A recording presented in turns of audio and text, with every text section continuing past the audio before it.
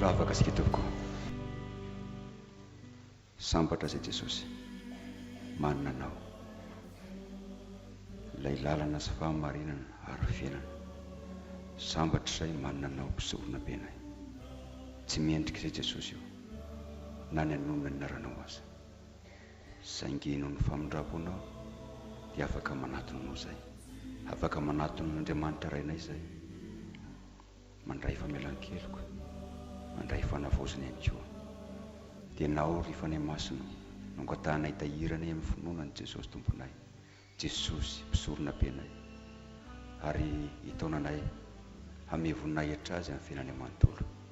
Sotronao izay menao izao fotoana izao Tompo, izay ahafahanay mandray ny teninao. Hampangino ny feo hafa rehetra, fa ataovy miainy tokoa ny teninao izay, mandray izany ary miainy izany rahateo. Amin'ny ranomasina sy mafonjy nokotana izany Jesosy. Amen. Ampifaliana riavana ny arabanantsika rehetra tratr'izao alahady fahatelo manaraka ny Paska izao. Ny tenin'Andriamanitra izay voatendry ho anjarantsika amin'ity anio ity dia hitantsika ao amin'ny filazantsara araka Jaona toko faha-7 Jaona toko faha-7 andininy voalohany ka hatramin'ny faha-9. Filazantsara araka Jaona toko faha-7 andininy voalohany ka hatramin'ny faha-9. Rehefa hitantsika dia toy izao mivaky ny sainana ran'i Jesosy. Rehefa nolazain'i Jesosy izany teny izany dia nanandratra ny masony ho amin'ny lanitra izy ka nanao hoe: Ray eo, tonga ny fotoana, mankalazany zanaka mba hankalazany zanaka anao. Araka namezana ho azy fahefana amin'ny nofo rehetra mba hanome fiainana mandrakizay ho an'izay rehetra nomena ho azy. Fa izao ny fiainana mandrakizay dia ny mahafantatra anao izay Andriamanitra tokana sady marina, sy Jesosy Kristy izay efa nirainao. Izao efa nankalaza anao tetỳ ambonin'ny tany, vitako ny asa nomena ho ahy ataoko, ary ankehitriny ray eo mankalaza ihany tenanao. Dia amin'ny voninahitra ny arahako nanana taminao fony tsy mbola ary zao tontolo izao. Nasehoko tamin'ny olona izay nomena ho ahy avy tamin'izao tontolo izao ny anaranao, anao reny ka nomena ho ahy, ary nitandrema ny teninao. Fantany ankehitriny fa avy taminao izay rehetra nomena ho ahy, fa ny teny izay nomena ho ahy dia nomeko azy kosa, ary noraisiny ka fantany marina tokoa fa avy taminao aho, ary nino izy fa ianao naniraka ahy. Amen. Ray masino manamasinana amin'ny fahamarinana, ny teninao ny fahamarinana. Amen. Ry fiangonana malala ho aminareo mandrakarivana ny fiadanana sy ny fahasoavana avy amin'Andriamanitra raintsika sy Jesosy Kristy Tompo. Amen. Mangataka ny ankizy rehetra mba hitsangana. Ianareo efa nanasa ankizy aka ao an-tranonareo, hoe hiara-kilalao ao an-trano na hoe hiara-isakafo ao an-trano? Raha toa ianareo ka anasa ny namanareo aka ao an-tranonareo zany, afaka tonga ve ianareo dia manasa avy hatrany? Iny aloha tsy maintsy atao? Mihera amin'iza? Mihera amin'ny pastora? Mihera amin'iza? Mihera amin'ny dada sy neny. Raha toa dada sy neny ka mandady dia afaka makao sa tsy afaka makao? Tsy afaka makao. Ary raha toa dada sy neny ka manaiky dia makao sa tsy afaka makao? Tsy afaka makao. Fa ny tena marina dia ny hoe tsy misy ankizy hafa ivelan'ny tranonareo afaka makao an-trano raha tsy efa nieranareo. Zany hoe ianareo zany no manelanelana n'ilay ankizy namanareo amin'ny ray aman-dreny. Sao ro ankizy, isika mampanotatsika no niditratsika dia tsy afaka manatona an'Andriamanitra isika, saingy noho ny fahasoavany dia Jesosy no manelanelana antsika amin'Andriamanitra. Zany hoe izy no mangataka amin'Andriamanitra mba ho raisiny isika, mba ho velany heloka isika.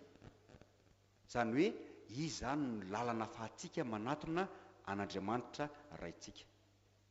Jesosy no lalana zay ahafahantsika manatona an'Andriamanitra. Tsy afaka manatona antsika raha tsy eo Jesosy zay lalana sy fahamarinana ary fiainana. Noho izany aoka ianareo hiankina mandrakariva amin'i Jesosy. Fa ny olona tsy manana an' Jesosy dia tsy afaka manatona an'Andriamanitra izy satria tapaka ny lalana. Noho izany dia angatahako ianareo amerina ny tenan'Andriamanitra zay efa hainareo tsinjery tsara efa nivakiana teo. Izay ilazany Jesosy hoe izao ny lalana sy fahamarinana ary fiainana, tsy misy makany amin'ny ray afa-tsy amin'ny alalako. Averina kely, hoy Jesosy taminy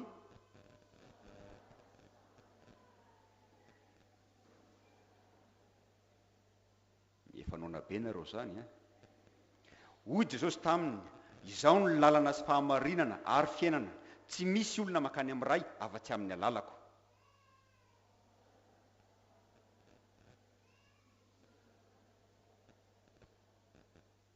Averina farany, hoy Jesosy taminy, izao ny lalana sy fahamarinana ary fiainana.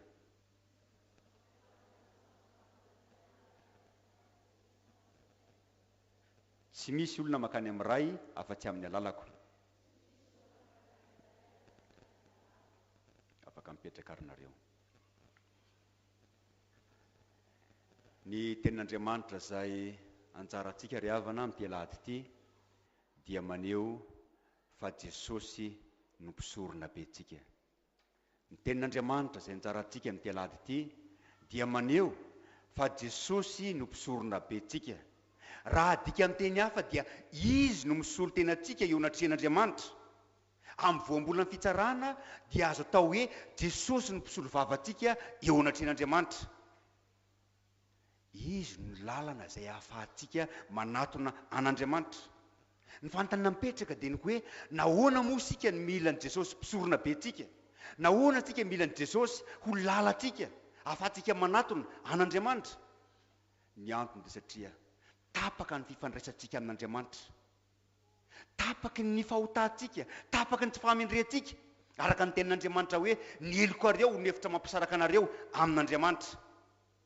Saingy noho ny famindrapon'Andriamanitra dia notondreny Jesosy ho mpisorona be tsika, notondreny Jesosy ho lalana sy fahamarinana ary fiainana.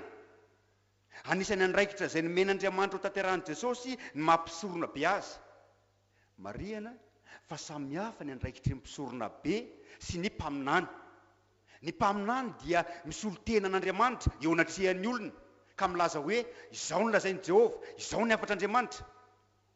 Fa ny mpisorona kosa sy ny mpisorona be dia misolo tena ny zanak'Israely, misolo tena ny olon'Andriamanitra, mifona ho azy ireo, mangataka famindrapon'Andriamanitra amin'izy ireo. Ny vavaka izay taon'i Jesosy amin'ity Jaona 7:20 dia vavaka amin'ny mampisorona be azy, ka mizara telo lehibe ny vavaka izay taon'i Jesosy. Andininy voalohany ka hatramin'ny 9 dia mivavaka ho an'ny tenany izy, mivavaka ho an'ny asa izay nanoran'Andriamanitra azy izy, satria tsy asa moramora zany asa zay nampandreketin'Andriamanitra zany. Andininy 9 ka hatramin'ny 10 dia mivavaka indray Jesosy ho an'ny mpianany, mba hampaherezin'Andriamanitra izy ireo, mba hiorenan'izy ireo mandrakariva amin'ny finoana fa Jesosy no mpisorona beny, mba ho iray ihany izy ireo.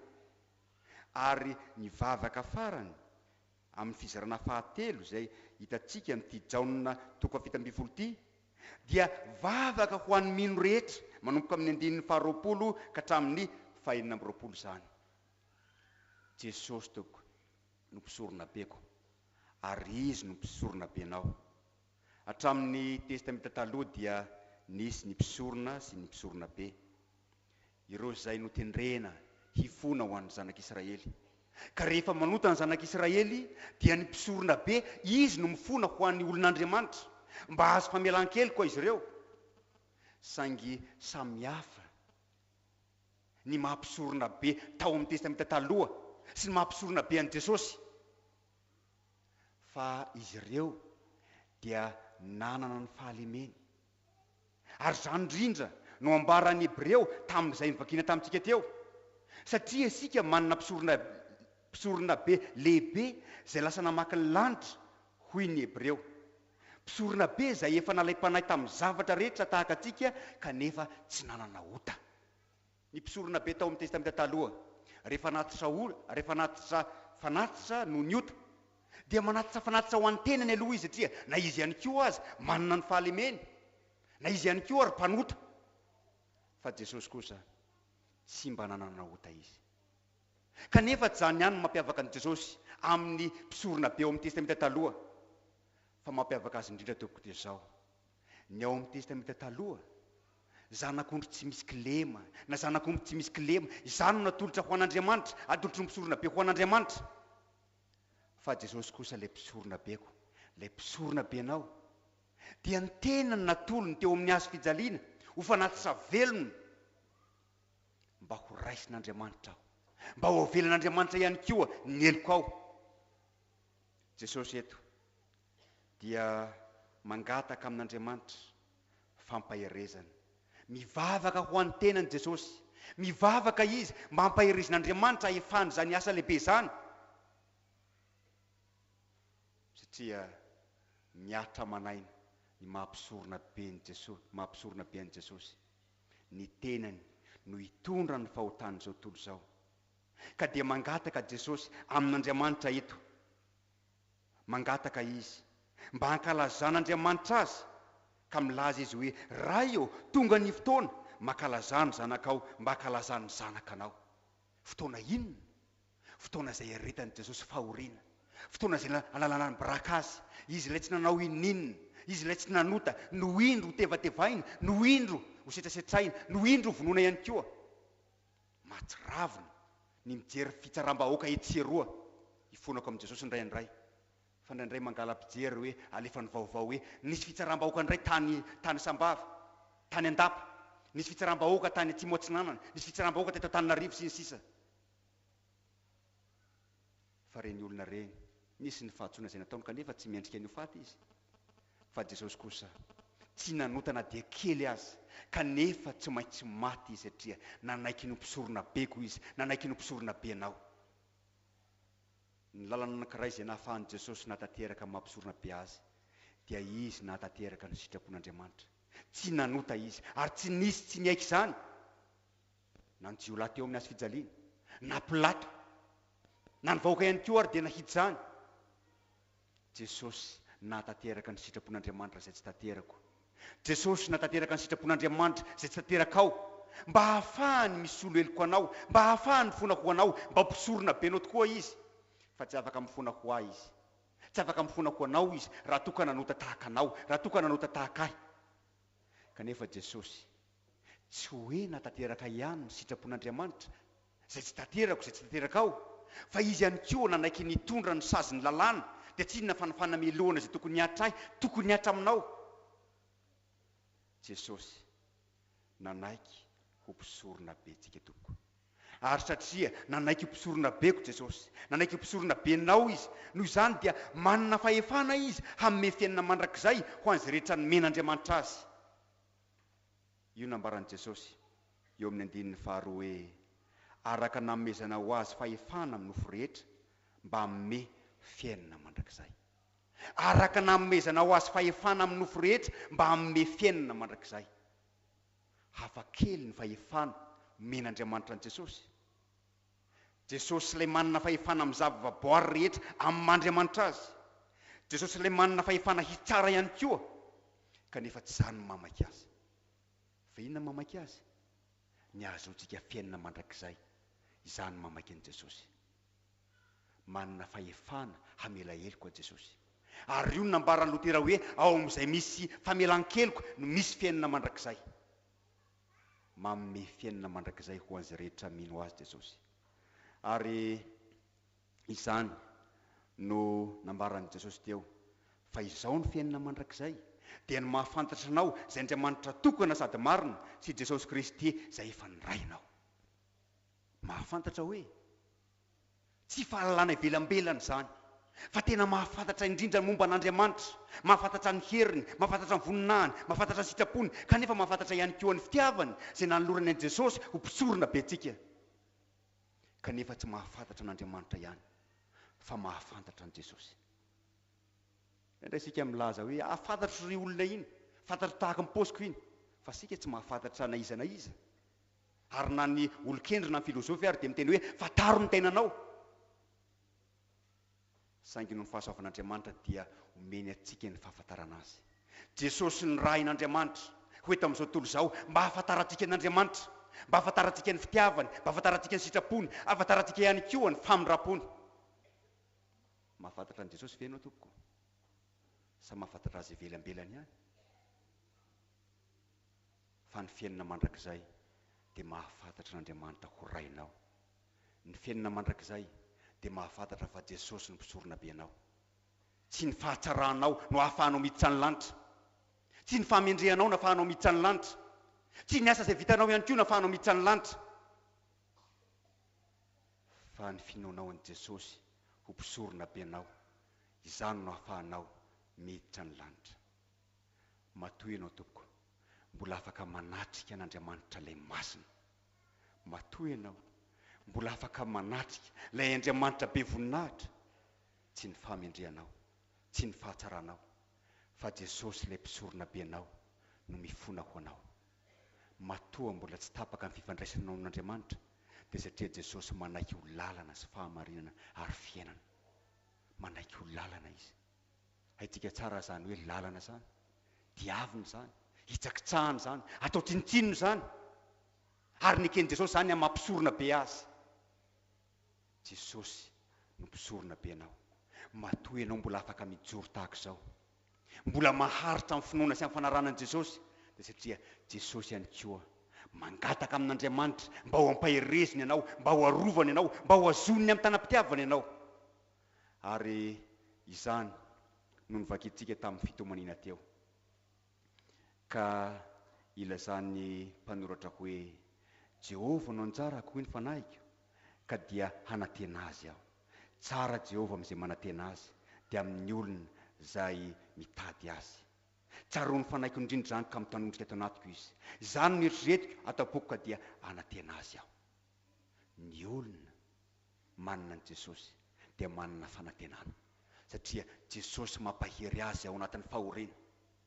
Fa misy fotoana izay tsy ahafahantsika mivavaka intsony, fa na mivavaka izay alokan'ny vavantsika ary hoy Paoly apôstôly dia tsy fantatsika akory, satria mafy loatra ny fahoriana izay mianjady amintsika amin'ny fotoana sasany. Kanefa manoloana izany Jesosy ilay mpisorona be anao, ilay mpisorona beko mifona ho anao izy hoe Andriamanitra ampaherezo izy. Ary Andriamanitra manome antsika ny fanainy masina, ka mampatsiaro antsika ny fitiavany, ka ahafahantsika mijoro amin'ny finoana na dia ao anatin'ny fotoan-tsarotra azy. Sambatra ianao, manana an' Jesosy ilay mpisorona be anao. Jesosy mpisorona beko ary mpisorona be anao. Ny tenin'Andriamanitra izay maneho ny mampisorona be antsika n' Jesosy dia mitaona antsika hatoky ny fahasoavan'Andriamanitra, ka hahatonga antsika hanatona azy amin'ny mpanetretena sy amin'ny mpasahina ihany koa. Ino nambaran'ny mpanoratra ny Hebreo hoe ko aoka isika hanatona ny seza fiandriana amin'ny fahasoavana amin'ny fahasahina mba ahazontsika famindrapo. Indraindray ny devoly dia manakivy anao hoe ianao anie ka tsy mendrika intsony, zao avy anie nefa nataonao. Saingy tsarov fa miteny eo ty dia ampatsirovin'Andriamanitra anao fa ianao manana an' Jesosy ilay mpisorona be anao, mifona ho anao izy. Ka hoy Paoly apôstôly hoe raha misy olona amin'ny Kristy dia olom-baovao izy, ary tsy misy fanamelohana izay ao amin'ny Kristy Jesosy tompo. Tsy misy fanamelohana satria ny fanamelohana izay tokony hatra amiko, ny fanamelohana izay tokony hatra aminao nahatry n'Andriamanitra tamin'ny Jesosy zanany ilay mpisorona be anao zany. Kanefa ny tenin'Andriamanitra izay nitsarantsika androany ihany koa dia mitaona antsika hatoky an'i Jesosy, mitaona antsika hiankina amin'i Jesosy, Jesosy ilay mpisorona be antsika. Tsarovy fa nandalo fahoriana tahaka anao izy, nandalo fiaretana tahaka anao izy, kanefa nandresy zany ihany koa izy, ka hoy izy tamin'ny mpianatra ary hoy izy ihany koa aminao hoe eto amin'izao tontolo izao no ahitanareo fahoriana, nefa matokia izao efa naharesy izao tontolo izao. Isika tsy manana mpisorona be hoy ny mpanoratra ny Hebreo, izay tsy mahay miara-mitondra ny fahalementsika, fa izay efa nalay-panay tamin'ny zavatra rehetra tahaka atsika kanefa tsy manana ota. Jesosy efa naharesy ny fahoriana, Jesosy efa naharesy izao tontolo izao, noho izany dia handresy izao tontolo izao ihany koa ny olona izay mino sy mahatoky azy. Ny tenin'Andriamanitra androany ankory havana dia mitona antsika hankalaza n'Andriamanitra. Eto Jesosy dia mangataka amin'Andriamanitra hoe makalazany zanaka tahaka nakalazany ianao. Jesosy nakalaza n'Andriamanitra tamin'ny fanarahany sitrapony. Jesosy nakalaza n'Andriamanitra tamin'ny fanekeniny amonjeny antsika tsiraray avy. Ary nikendreny Jesosy amin'izany fankalazana n'Andriamanitra zany dia niatonga ary niatonga anao ihany koa hankalaza n'Andriamanitra amin'ny fiainanao manontolo, tsy isaky ny alady ihany, tsy amin'ny fotoana sasany ihany, fa amin'ny fiainanao manontolo. Ny olona izay mahatsapa ny fitiavan'Andriamanitra, ny olona izay mahatsapa ny famindrapon'Andriamanitra dia manome voninahitra azy izy. Ary izany ange nambara tamin'ny fotoanana teo hoe ny famindrampon'i Jehovah ny tsy nahalandritra antsika. Ny famindrampon'i Jehovah ny tsy nahalandritra antsika. Dia hoy Paoly apôstôly hoe noho ny famindrampon'Andriamanitra rahalahy dia atoloro ny teninareo ho fanatitra velona, masina, sitrik'Andriamanitra dia ny fampopanahy mety ataonareo izany. Ny ahasambatra antsika izany no kendreny Jesosy amin'ny mampisorona be azy. Mba ho velona mandrakizay ianao, fa tsy ho velona ao anatin'ny fotoana fohifohy ihany eto amin'izao tontolo izao, 70 na 80 na 90 taona, fa ho velona sy ho sambatra mandrakizay miaraka amin'Andriamanitra. Saingy ny kendreny ihany koa dia ianao hankalaza n'Andriamanitra, ianao amin'ny voninahitra ny Jesosy. Tsarovo ny fitiavan'i Jesosy ianao, fa raha tsy tsapanao izany fitiavan'i Jesosy ianao izany, tsy amin'ny voninahitra azy ianao, fa ny voninahitra ao an-tenanao mandrakariva no katsahinao. Fa amin'ity eo ty ako ianao hijeren'i Jesosy ilay nakalaza sy nanome voninahitra n'Andriamanitra ray. Ary eko ianao hiankina aminy, satria tsy afaka manao na inona na inona tsika raha toa ka tsy eo Jesosy mampahery atsika. Mba tsy ho amin'ny vava ihany ange no ankalazanao an'i Jesosy, mba tsy ho amin'ny fihetsika ivelany ihany anie, fa vokatry ny fo tokoa amin'ny voninahitra n'Andriamanitra ianao, satria tiany ary izany fitiavany ianao izany dia namesiny anao an'i Jesosy ilay mpisorona be anao. Dia voninahitra anie ho an'Andriamanitra raisina karifany masina zay azy hatramin'ny taloha indrindra ka ho azy mandrakizay. Amen. Raisiny fitahina. Ny fitiavan'Andriamanitra ray, ny fahasoavan'i Jesosy Kristy Tompo ary ny firaisana fanahy masina ho aminareo rehetra ny hatramin'izao ka mandrakizay. Amen.